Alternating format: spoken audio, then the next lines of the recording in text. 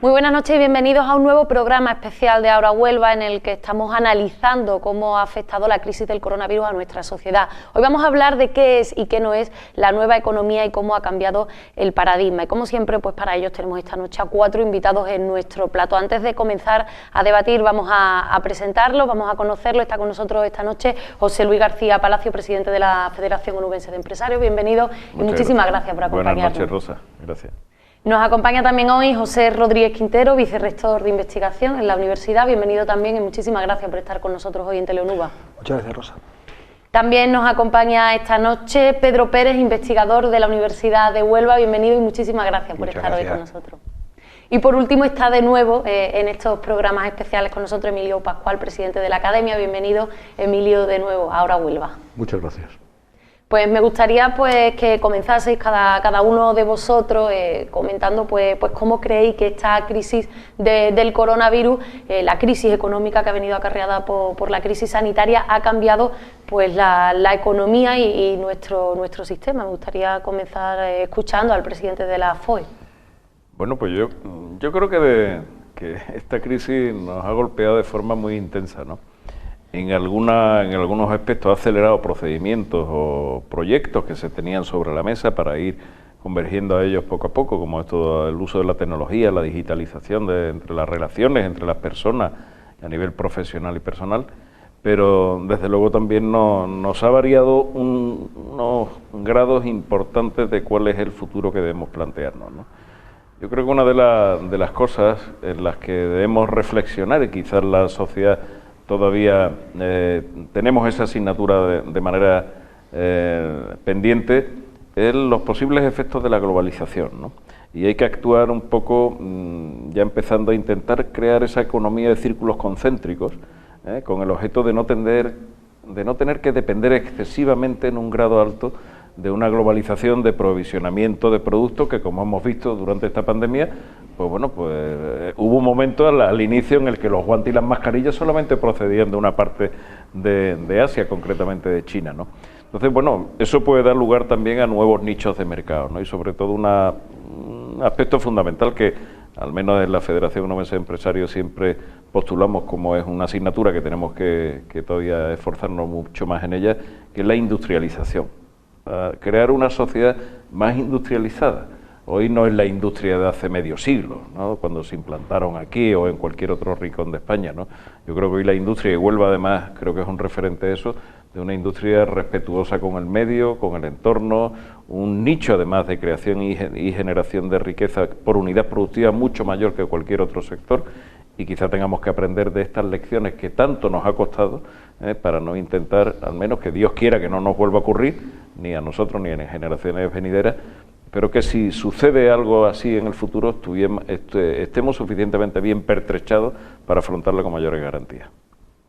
No sé si estáis de acuerdo un poco con la reflexión del presidente de la FOE. Sí, no, creo que es evidente que ha hecho énfasis fundamentalmente en lo que la digitalización ha supuesto.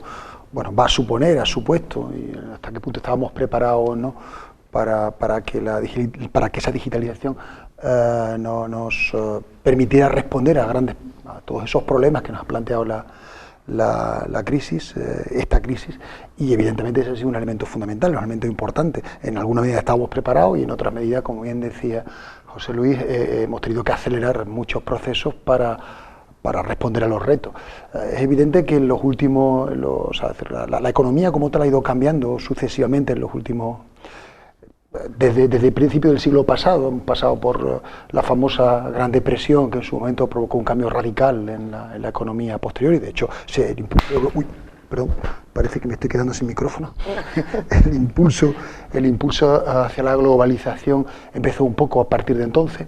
Después hemos pasado por la crisis de los últimos tiempos, y ahora se habla también de la crisis asociada a la gran recesión a partir de 2008, y ahora se habla del gran confinamiento. Los economistas hablan del gran confinamiento y de en qué medida ese gran confinamiento ha permitido de alguna manera una revisitación de la globalización, como decía José Luis, en otros términos, pero hemos seguido siendo muy globales en muchos aspectos en lo que se refiere a la sociedad del conocimiento. Se ha puesto mucho énfasis en lo que la sociedad del conocimiento significa y la importancia que ella tiene.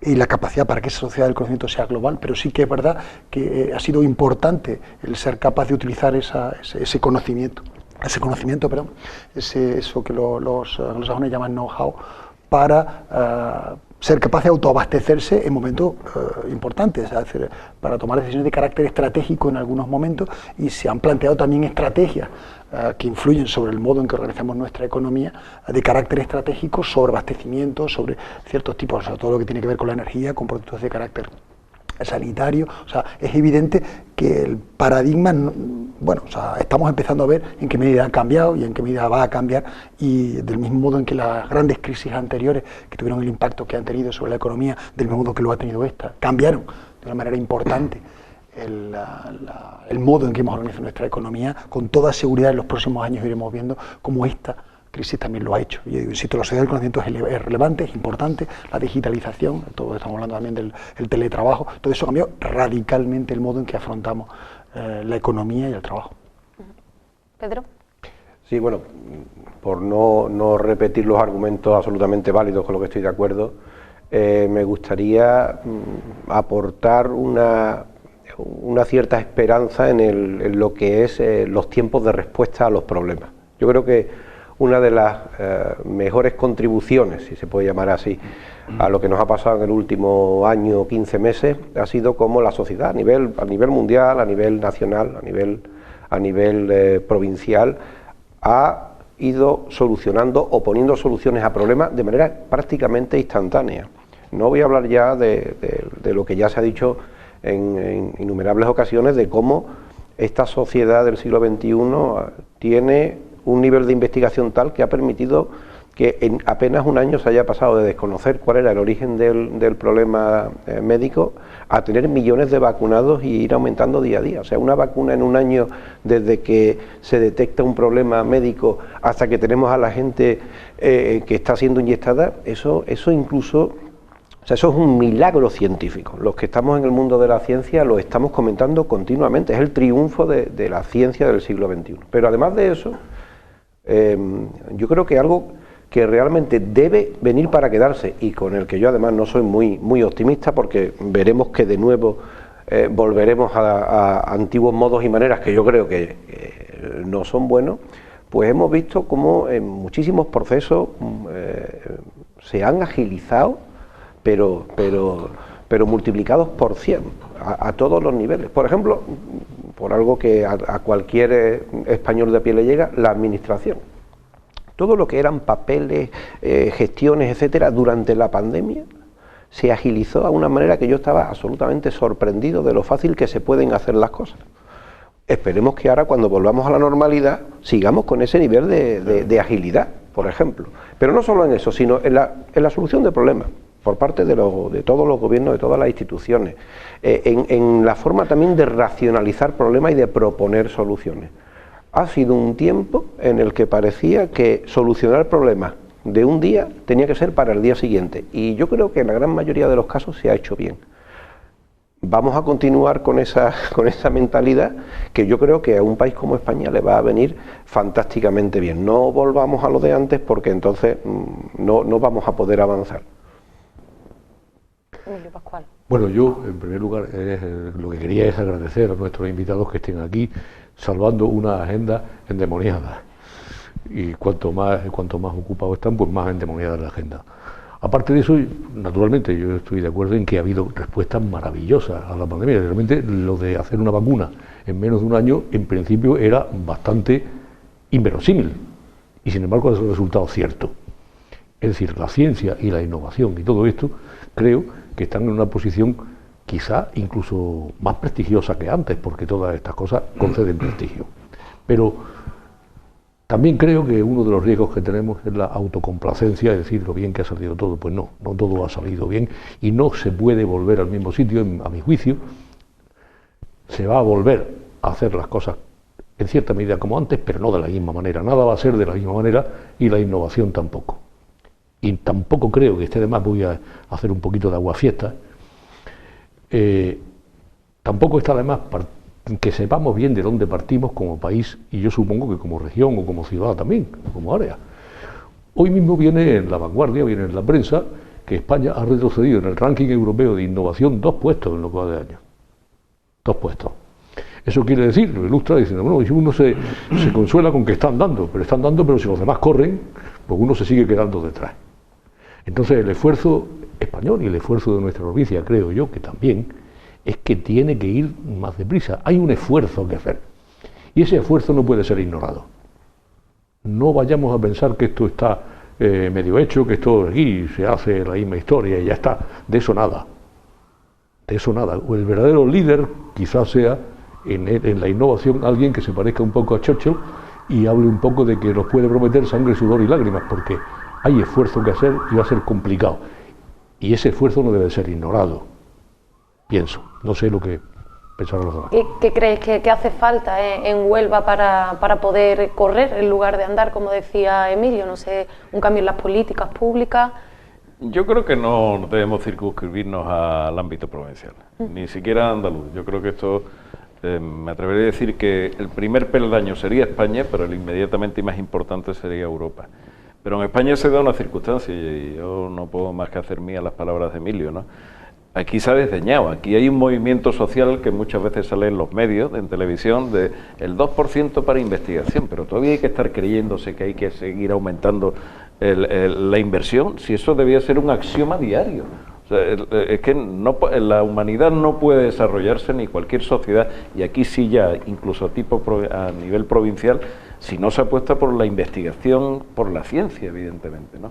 Lamentablemente, Andalucía está, o casi que lidera, el abandono escolar, no el universitario, sino el abandono escolar en España, ¿no? O sea, el universitario, pues tampoco Andalucía es de las más pujantes, ¿no?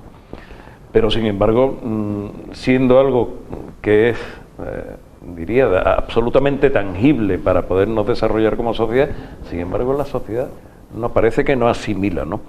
Desde luego, situaciones como las que hemos vivido, estamos viviendo todavía, debía servir para hacernos reflexionar, no ya nosotros que ya empezamos el que más, el que menos peinar alguna cana, ¿no? Sino a las generaciones que vienen detrás nuestras, ¿no? A los niños de 10, 15, pero ellos están inmersos, pero a sus padres. Es que el apostar por la ciencia, por la investigación, por la innovación, es la garantía o el punto de inflexión, el hecho de hacerlo o no hacerlo, para que la sociedad, como bien decía Emilio, se quede absolutamente rezagada. España, y lo hemos podido ver durante estos meses en las televisiones, cuando hemos visto investigadores en Estados Unidos, España exporta lamentablemente o tiene una fuga de talentos porque aquí no se reconoce el esfuerzo científico y se tienen que ir a países donde se reconocen. ¿Dónde se reconocen? Pues curiosamente se da el paradigma que en aquellos países donde han salido primero de la pandemia, donde sus economías se han reactivado mucho más, donde los índices de vacunación, cuando aquí estábamos todavía esperando citas, allí te vacunaban en los supermercados, ¿eh? ¿Es una cuestión de potencia económica? Bueno, hombre, por tamaño quizás, pero después hay países tecnológicamente muy avanzados donde a nivel particular invierten enormes cantidades proporcionales del PIB nacional precisamente en la ciencia, en la investigación, en el desarrollo. No voy a nombrar ninguno porque seguro que dejo alguno importante fuera, pero que es algo patente y lo podemos ver en cualquier diario, en cualquier televisor. Entonces, mientras que a nivel doméstico no tengamos la certeza de que la educación la hacemos en casa, la formación en los colegios y en las universidades, y que el gobierno debe trazar muy claramente con subrayado, de que la ciencia es lo único que puede prepararnos con solidez y solvencia ante un evento inesperado como este, pues seguiremos andando mientras que los otros van ya corriendo carrera o en coche, ¿no? Sí, Pedro ha señalado de una manera bastante, bueno, en su intento de visión optimista de lo que nos ha ocurrido, la capacidad de respuesta. Ciertamente hemos tenido una capacidad de respuesta rauda, hemos sido capaces de asumir y de responder a problemas de manera global, fundamentalmente de manera global, porque lo que nos da esa capacidad de respuesta, al hilo de lo que decía José Luis, de lo que había dicho antes también Emilio, lo que nos da esa capacidad de respuesta precisamente es la ciencia, es el conocimiento, es esa sociedad del conocimiento a la que hacía referencia antes. O sea, nosotros realmente las respuestas las tenemos preparadas ya. la vacuna de ARN mensajero que ha hecho posible precisamente el que hayamos vacunado o estemos vacunando en tiempo récord a casi toda la población mundial. Es de lo que se trata precisamente, eso es importante, hay que poner énfasis en el hecho de que hemos de ser capaces de vacunar a toda la población mundial, porque si quedan reservorios de no vacunados suficientemente importantes, el virus va a seguir mutando y las mutaciones al final acabarán escapando a las vacunas que hemos fabricado. Es importante que lo hagamos, pero digo, esa vacuna la teníamos ya. O sea, hacía años que se estaba trabajando en ella. Lo que la ciencia hace precisamente, fruto justamente del cerebro que tenemos, o sea, el cerebro de homínidos que tenemos, nos hace sentir curiosidad por responder a preguntas que ni siquiera se han formulado. Entonces, realmente la clave está en eso, en que cuando se trabaja, se invierte, y por tanto ahora retomo el hilo de todo lo que se decía, cuando se invierte en ciencia, en muchos casos se está invirtiendo en respuestas a problemas que llegarán y en consecuencia nuestra capacidad para enfrentarnos a esos problemas cuando llegue el momento. Entonces es importante porque lo decía antes, el convencimiento que la sociedad debe tener de la importancia de hacer esa investigación significa justamente esa capacidad para adaptarnos, para responder a problemas que aún no somos capaces de prever. Y eso, claro, la respuesta, los beneficios no son inmediatos, el problema no está todavía. Por tanto, estamos formulando respuestas a problemas que no existen y que en muchos casos mucha gente puede considerar de dudosa utilidad. Entonces, es muy importante que seamos capaces de convencernos de que es fundamental el ser capaz de preparar esas respuestas porque los problemas van a llegar de una u otra naturaleza. Y claro, hemos sido capaces de afrontar globalmente a la pandemia porque algunos sí lo han hecho. Para nosotros ha sido más difícil, nosotros todavía estamos trabajando en la vacuna. Probablemente tenemos una buena vacuna en España, llegará el momento, pero evidentemente va a llegar bastante tarde lo que se refiere a cuáles son los calendarios de vacunación mundial. Entonces es absolutamente fundamental ese convencimiento que tiene que traer la sociedad productiva, pero la sociedad en general, que al final es quien alimenta toda la inversión que tiene que hacer, porque tiene que hacerse de los sectores públicos también y fundamentalmente. La sociedad tiene que estar muy convencida de que no puede haber otro camino, no lo tenemos globalmente como especie, no lo tenemos como civilización, pero tampoco lo tenemos a otras escalas como país, como región, o incluso localmente. Yo no creo que a la sociedad haya que convencerla mucho de esto, y más sobre todo en el momento actual ahora, donde han visto, pero tampoco creo que antes los que no han aplicado el porcentaje del PIB no es la sociedad, no echemos la culpa a la sociedad, son los gobiernos de toda índole, de todo color, en todos los sitios donde, y esto se puede demostrar lo que digo, y si hay algún estudiante de económicas o empresariales que lo esté viendo y a lo mejor tiene algún título de una tesis, que compruebe en los últimos 30 años los presupuestos de I+D de los distintos gobiernos a nivel estatal o autonómico, y que vea cuál ha sido la evolución y que haga una relación directa entre cuando ha habido crisis, de dónde se ha recortado lo primero.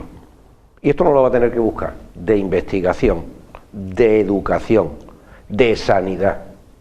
Cuando hubo crisis se recortaron absolutamente todas las promociones. Nosotros, todos los que somos funcionarios, hemos visto como durante casi una década no se iban renovando las jubilaciones, y eso, la famosa tasa de reposición.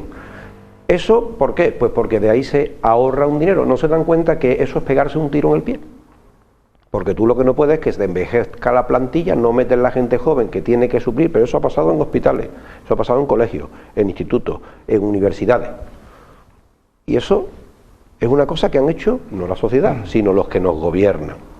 De todo tipo, yo no voy a entrar aquí en colores, ni en banderitas, ni en nada. Que se mire. Y luego otra cosa importante, porque eso lo sabe muy poca gente, solo los que estamos muy cerca de lo que es el día a día de la investigación en organismos públicos, que además luego ocurre que en muchísimos años el presupuesto no se ejecuta más allá de un 50 o un 60%, que es muy bonito decir a principio de año, y este año ponemos tantos miles de millones o centenares de millones, y luego cuando llega a final de año la mitad no se ha ejecutado, y como decía aquel, para la saca. Pues ahí con esas dos cosas se puede ver cómo España en los últimos 30 años, como decía antes Emilio, bueno, si va andando, cada vez va andando más lejos del que está por delante. Y ese es el problema, no es la sociedad.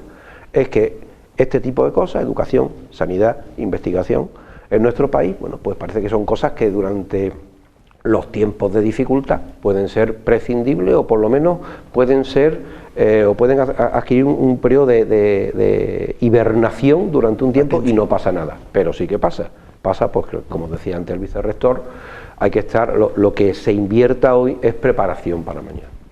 Yo lo que discrepo un poco es en el hecho de que yo creo que los políticos son un reflejo de la sociedad, en el sentido de que a los políticos los votan. Y es evidente que si no los castigan, toman decisiones en base a aquello que no los va a castigar, no los va a penalizar.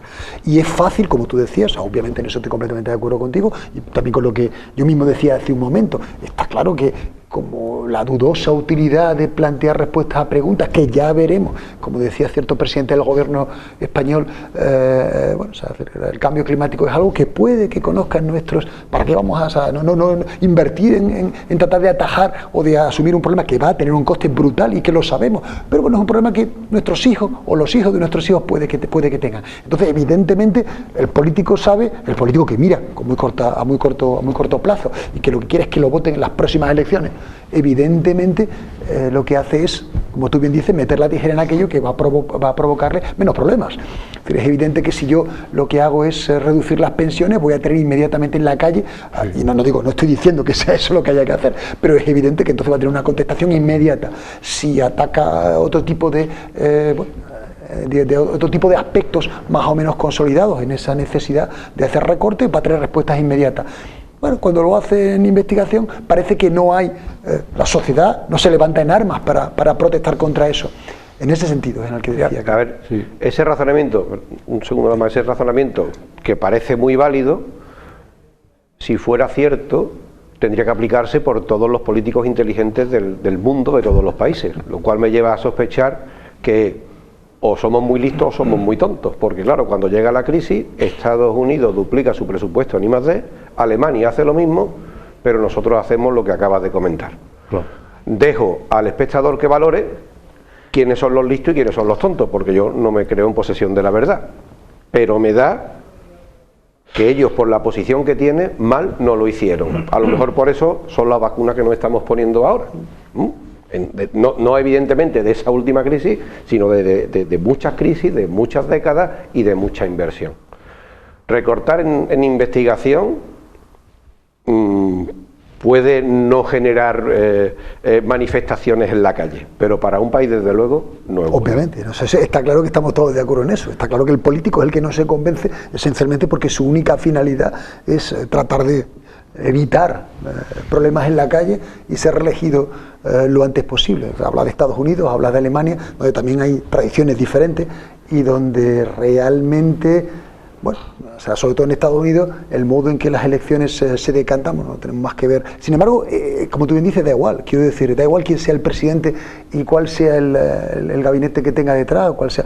En el fondo, es una cuestión casi de estructura de Estado. Eso es lo que nosotros no tenemos. No es una cuestión tanto de gobernantes como de aparato de Estado que funciona, sea quien sea. Trump sí que metió algo en la tijera e intentó hacerlo y lo intentó hacer, ya ha pasado en otros países, pero lo que ocurre es que parten, evidentemente, de muy arriba y sobre todo de una estructura que funciona, sea quienes sean los gobernantes. Eso nosotros no lo tenemos. Sí, pero... Antes de continuar, vamos a ir un momento a publicidad, pero no se muevan en casa, que volvemos enseguida.